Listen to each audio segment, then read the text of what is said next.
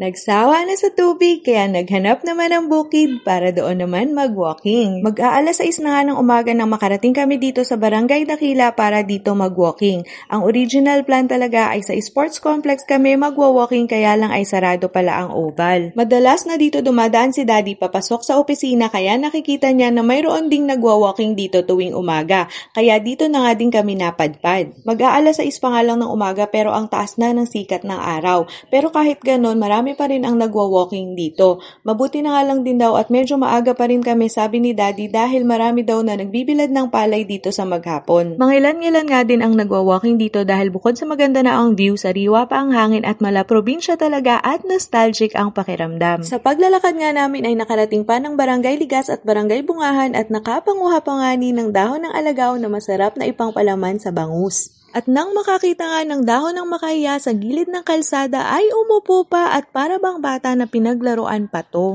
Masarap talagang magpapawis at mag-walking sa umaga lalong-lalo na kung ganito kaganda rin ang nakikita mo. Pagkatapos nga nito ay kumain lang kami ng almusal at tumuloy naman sa palengke para naman bumili ng ulam.